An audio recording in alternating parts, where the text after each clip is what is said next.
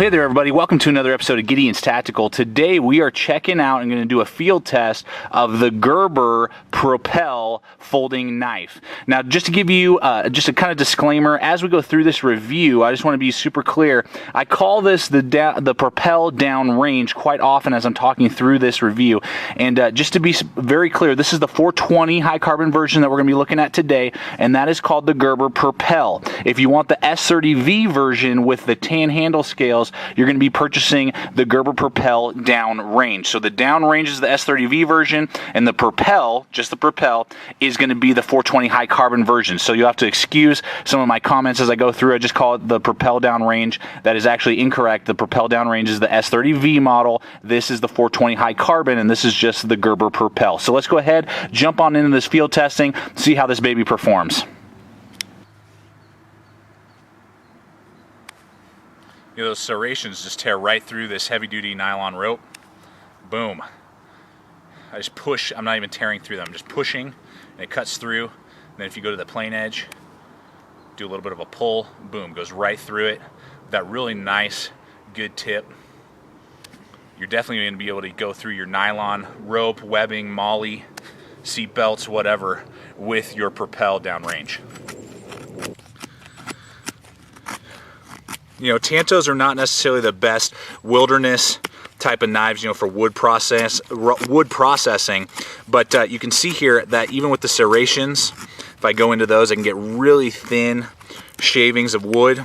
And if I go back out here to the plain edge, I'm really able to get my carving in. I can go to that tip, and I can really get in there, and I would be able to definitely do my carving and whittling, or you know, getting the tinder needed to start a fire with this Propel downrange. You can definitely do that. It's comfortable. They kind of design that little just seat right there for your thumb. I can put my thumb right there. I'm getting into it. It feels comfortable in my hand as I do that with these gloves on. And you can definitely process a little bit of wood with this Propel downrange.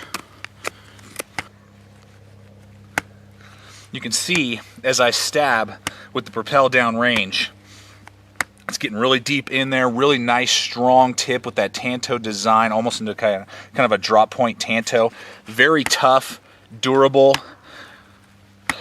You're going to be able to get some really deep stabbing, but you're going to be able to pry, penetrate. And what's nice is with the lockup that they give you, it's a plunge. They call it a plunge lock. It's this silver button right here. It goes in right there into the center of the blade, blocking it.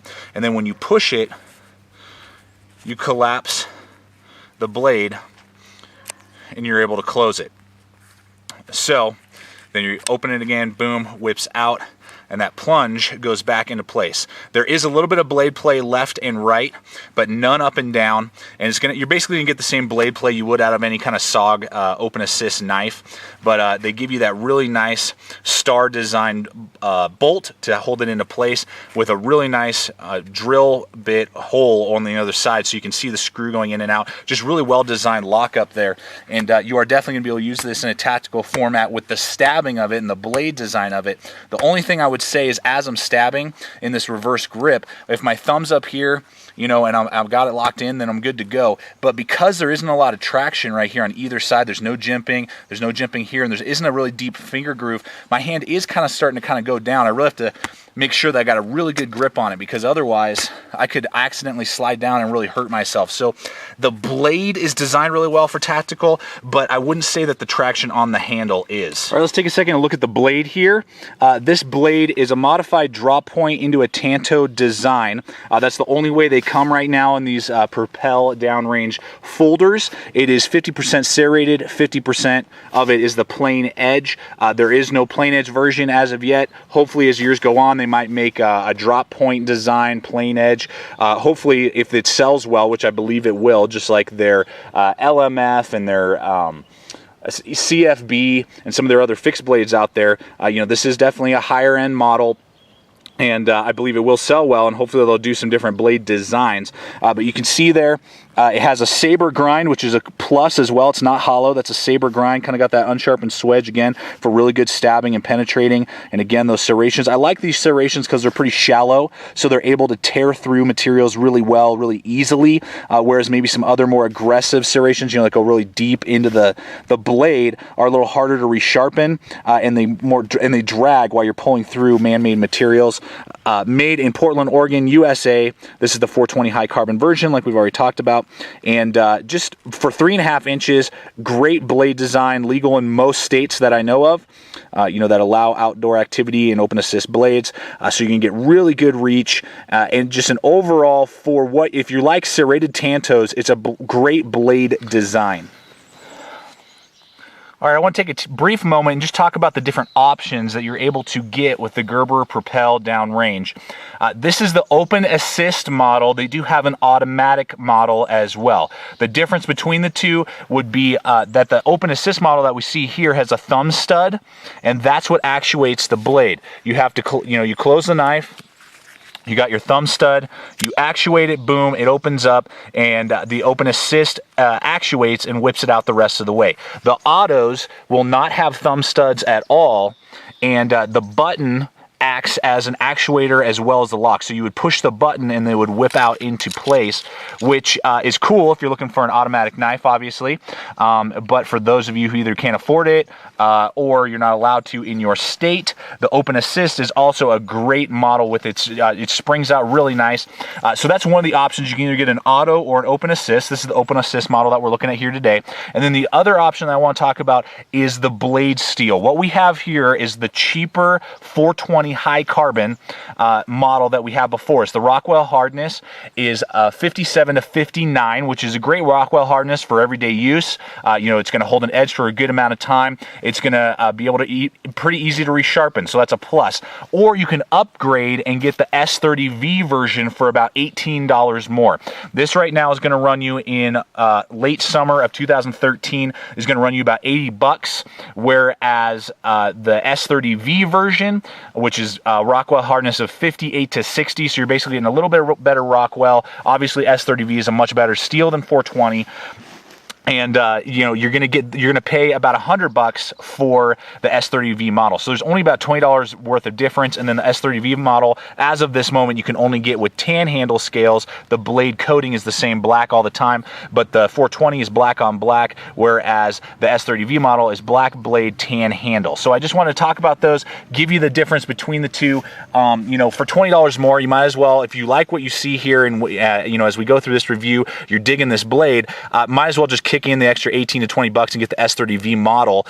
You know, the 420 is definitely a budget type of steel, and even though it's got a really good Rockwell hardness 57 to 59 on this particular model, it is a budget steel, and for $20 more you can get a really high-end S30V. That would just be my recommendation. So those are a couple of little options just wanted to share with you as we go through this review. All right, let's take a moment and talk about the actual deployment and thumb studs on the Propel downrange.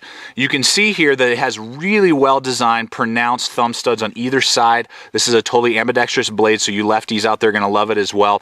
The thumb studs are really high above the handle, which is a plus. You can grab them really nice and easily. The downside is that they're extremely aggressive. You know, this is definitely, I would say, not your EDC blade. You know, if you're a hard use guy, you're a rancher, you are in the military, you're wearing gloves a lot, you're going to love this blade for its ability that with big gloves like you see me have on, you can easily actuate the blade, open it up. But for EDC use, you're going to have to either file down these little thumb studs a little bit in the sense of just kind of getting the grooves out of there, because it will destroy your thumbs, and it's just very uncomfortable to use barehanded after a couple of weeks of EDC in this thing. It's just not comfortable to use in that format when you're, I don't look forward to putting in my pocket for EDC, let's put it that way. Again, if you had heavy gloves on, you know, you're in the military, law enforcement, something like that, and you wear gloves a lot, you'll love it because you'll be able to actuate, and that's kind of what they were thinking of with these thumb studs. You'll be able to actuate it But barehanded, not so much. Then you can see here, we got the little safety. It's on right now. You just click it back, really nice and strong. You can see a little red right there. Red is dead, so now it's ready to be actuated and opened. So boom, whips out with authority. That open assist is really nice. It's a torsion bar in there. I don't know if you can see that right there. That is the torsion bar that whips it out. It's got bronze bushings in there, which is awesome. So really tough, durable, and you just boom, whip it out every time. And what's nice is you can just actuate the plunge lock, and I really like that plunge lock. It's really, really cool. I like it a lot. And boom, you just whip it out. You can see how fast that actuates. Then you just push the button, kicks down till the torsion bar hits. Boom, close it. You're good to go. So this is definitely a one-handed open assist, which is always a plus. You know, some other open assist knives out there on the market, you know, you have to close them two-handed. This one, boom, just drop it. Close it with your thumb, you're good to go. So the deployment is awesome. The thumb studs are great for both lefties and righties. You know, the safety is nice. It's really strong if you want to, you know, keep it in your pocket. The other plus is if you open it and then employ the safety, if you were to push the plunge lock, it can't actuate. So it's open and locked in. It is definitely not a fixed blade format like that, but you know, it's just an added bonus if you are going to really be using this for a long period of time and you're a little worried about it maybe collapsing on you or accidentally hitting that plunge lock while you're using it. If you actuate the safety while it's open, it will keep the blade from closing, and then boom, you're ready to go. So the open assist is really nice with that really strong torsion bar in there. That's a big plus. All right, so let's take a moment and look at the handle on the downrange. The handle is 5 inches in total length, made out of G10 handle scales, which are amazing. I mean, those are extremely high traction. I love the little notching that they put in it. Very similar to your cold steel knives in this traction. Again, they are selling this to you for military and law enforcement use. That's the main design and designation for it. So the G10 is a plus. It weighs in the knife at 4.28 ounces. So for a 3.5 inch folding open assist hard use knife, that's not bad. I'm willing to accept that. Much more than that, more than 4.5, and I probably will never carry that knife. You know, a 4.5 ounce or a heavier blade, I'm just not going to carry EDC or in my pocket when I can carry fixed blades. I mean, this, I'll give you an example here. Here's a Tops Knives light trekker fixed blade, 4.25 inches, and this thing weighs 5 ounces. So I mean, this is less than an ounce lower in weight is the Propel, and it's a folder. So I mean, when you start getting into 5 ounces, I'll just take a fixed blade anytime over a folder. So 5 inch overall length, not bad thickness either. You know, it's pretty slim in comparison to maybe some other blades. I mean, it's not super slim, but it's definitely thinner than some other knives out there on the market. And then they give you this really nice steel pommel into the lanyard back here. And you can see it's got a really nice lanyard hole there for paracord, which is a big plus. And that's steel back there, and they say that you can use that either for a glass breaker, non-lethal, you know, and you can pound that in there. And they did that on purpose with that big steel backing right there to kind of help you out a little bit with some of those maybe non-lethal things that you might need to do.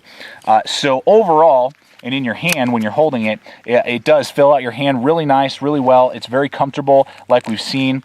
You know, using it both barehanded, it starts to get a little aggressive again. Like I said, this would probably be a little bit better for guys who use a lot of gloves. This knife overall with the thumb studs and the actuation and everything. But you can see there, I got plenty of room to spare. Sorry, we're doing it upside down today. With my hand, when I'm wearing these big gloves, I got plenty of room with this Propel. And the handle overall is just great. Looks cool, feels really good in your hand, and is going to give you really high traction when you are using it. Okay, so here's the pocket clip. As you can see, not too bad. You know, it's basically riding really nice deep in my pocket. There's just enough for the lanyard hole or my finger to grab, pull out, actuate, and then use, put back into place, close it, put it back in my pocket, which is really nice. And then as you look at the blade, you can see here that you know, it rides really well. It is tip up, tip down, left or right. So it is a total ambidextrous blade with that pocket clip, which is really nice. It has Gerber engraved in there. Now the thing is, and what I believe they were trying to do, because you know, with military pants and law enforcement pants, sometimes they're really thick, this pocket clip is really flexible. You can see that. I can pull that out really easily. It's kind of hollow sounding, and it's just a really thin pocket clip. Not too bad on the flare out there, so it will catch your pocket, which is good, get it in there. But I would have liked to see that just a little bit thicker, because I could see that catching on something and then bending it, and you're going to have to try and bend it back into place, and possibly, if you really cranked on it, you could break this pocket clip completely. But it is tip up, tip down, left or right, and I believe what they were trying to do is let it play enough so that if you're putting it in the thick pants, it's not totally destroying your pocket. And I will say that, even though it's very aggressive, because of kind of the weakness of the pocket clip, it doesn't really thrash any of my pockets that I've used it on, and I can get it into my jeans easily, and you're not fighting with it like, say, a Cold Steel, Recon 1, maybe. That pocket clip, would just destroy, because it's so tough and stiff and won't flex like this one will. So I believe that's what they were trying to accomplish, was a little bit more flexibility, but in the process, it's just kind of a flimsy pocket clip in general. Does the job well, but you just kind of got to be conscientious of that, and it could possibly bend on you if you're not careful. So you just got to kind of keep that in mind, but it is left or right, tip up, tip down for you guys using this pocket clip on the Gerber Propel downrange. All right, everybody, so in conclusion, my overall feeling on the Gerber Propel downrange, particularly in the 420 high carbon, is that this will definitely do the job. If you're on a budget and you want to get one of these knives, the 420 is going to do a great job with that 57 to 59 Rockwell hardness, the tanto design. I'm not a big fan of tantos or serrations, so this definitely is not my go-to folder. It does give you a lot of options. It's definitely high quality in what they produce for you. Really the only thing for me, and with the S30V version, for $100 is what they're asking, it's totally worth that. So if you're looking for, a good aggressive tanto designed folder in a really good high quality steel made in the USA, then go with the downrange S30V. They want $80 for a 420 high carbon steel folding knife. Now I get that this is high quality, great materials, made really well in the USA. I don't know of another knife out on the market made out of 420 that they want $80 for. I'm sure the price will go down as time goes on a little bit. Probably it'll end up right around $70 for this particular model. And it is tough, it's durable, it's semi-stainless, so you're not going to get rusting as quickly as maybe some other blades out there. But I would have really liked to see this, because they kind of designed this one to be their budget model. You get the S30V if you want to go all the way up, and this one would be their budget. For $80, $20 less, just go with the S30V version if you really want this one. If they drop this to maybe like $55 or $60, that would be more tolerable, I think, for the 420. But for $80, I wouldn't pay that for a 420 high carbon steel knife. I just would knock it up to $100 and buy the S30V model. So I hope that's helped you guys out. Great materials. I would say definitely not an EDC blade for most people out there. It's law enforcement, hard use, using gloves a lot. I've said that a couple times in this review. If you're wanting to rock an EDC blade that's a tanto open assist, I'd say probably the Kershaw Blur tanto serrated would be a little bit better for you. It's just easier to pull out of your pocket, not as aggressive on your hands. The thumb studs are a little more comfortable. This is just overall super aggressive. And not very fun to use EDC unless you were in the military, law enforcement, forest ranger, rescue, firefighter, something like that. Then this is a great blade. Not for the average Joe EDC. I just don't see it. So I hope this review has helped you guys out. Make your own decisions. Great quality. Fun blade to use. Great open assist. Great offering from Gerber, I think, overall. Tough, durable, just not for me for EDC, but I'm sure a lot of people are going to either rock this EDC or for military use. So, hopes this has helped you guys out. Thanks for watching. Stay equipped, stay prepared, and we'll see you out there.